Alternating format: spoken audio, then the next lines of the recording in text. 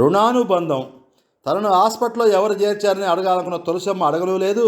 చనిపోయిందనుకుని bus షెల్టర్లో పడేసి వచ్చాం, ఎట్లా బతికొచ్చిన అనుమానం కొడుకు కానీ కోడలు కానీ బయట పెట్టలేదు. తమ ఆలోచనలు అనుమానాలని ఎవరికి వారే కడుపులోంచి బయటపడనీయలేదు. తులసమ్మ మోట్లో నుంచి అరటిపండు తీసి అయ్యా తినరా అంటూ ఒక పండు వచ్చి కొడుకు చోటుకు అందించింది. మంచినీటితో వచ్చిన కోడలకు ఒకటిచ్చి తనొకటి తిని నీళ్లు తాగింది. మిగిలిన పండు కోడలకిస్తూ ఇయ్యా పిల్లలకి ఇయ్యమే, ఎట్టుండరో పెద్దోళ్ళై ఉంటారు కదమే అంది తులసమ్మ. బాగానే ఉన్నారత్త, పెద్దది రుజువుకు వస్తుంది అంటూ పళ్ళతో పాటు అత్త తెచ్చిన మూట ఇంట్లోకి తీసుకుపోయి ఇది ఎట్టా జరిగింది, అత్త చచ్చిపోలేదా అన్న మీమాంసలో పడిపోయింది. ఇంతలో పిల్లలు ముగ్గురు ఇంటికి వచ్చారు. వాళ్ళ ఆనందంగా పొదిగి పట్టుకొని ముద్దులు కురిపించింది తులసమ్మ. 2 ఏళ్లలో శానా మారిపోయారా అంది గోముగా మనవడు వీపు నిమురుతూ. చీకటి పట్టడంతో కోడలు గుడిసెలోంచి సీసా బుడ్డి వెలిగించింది. అది అంత కాంతివంతంగా కనిపించలేదు తులసమ్మకి. ఒరేయ్ నాయనా, ఊర్లో కోట్లో లాంతర్లు ఉంటాయా అని అడిగింది. ఎందుకుండవే, మనకే కొనే స్తోమత లేదు.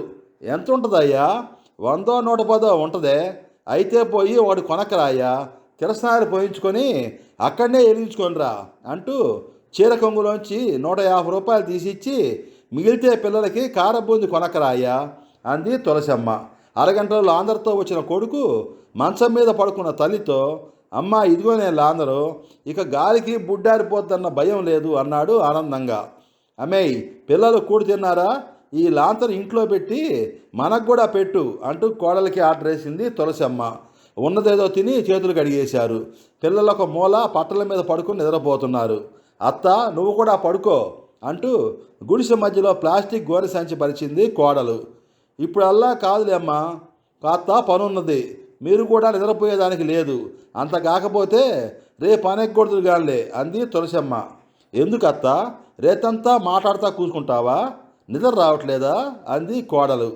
నిద్ర ఇప్పుడల్లా రాలేదమ్మా, వాకిలి తడికిలెట్టేసి ఇట్రా అంటూ తాను తెచ్చిన మూట ముందుకు లాక్కొని రాండి దగ్గరగా కూకోండి అంటూ ముందుగా 4 చీరలు తీసి కోడలకిస్తూ ఇదిగోమే సంవత్సరానికి వస్తాయి నీకు, మిగతాయి బాగా పాతబడిపోయినాయి, నేను కట్టుకుంటాలే అంటూ పక్కన పెట్టుకొని అడుగున 10 చీరలంత ఒత్తుగా ఉన్న కాటన్ చీర తీసి దాని మడతల్లో దాచిన నోట్లన్నీ పట్ట మీద కుప్పగా పోసి చీరను విదిలించింది తులసమ్మ. ఆ నోట్ల కుప్ప చూసి నిశ్చేష్టుడయ్యాడు కొడుకు. నిర్ఘాంతపోయింది కోడలు. పుట్టి బుద్ధిరిగినాక అంత డబ్బెన్నడూ చూసి ఎరగరు వాళ్ళు.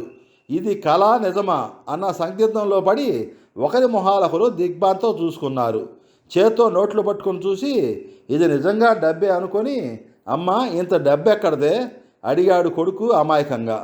ఎక్కడా దొంగలకి రాలేదు లేరా అయ్యా, ఇదిగో నా ఈ కుంటి చెయ్యి, నా ఈ ముసల్దనం సంపాదించి పెట్టినాయి.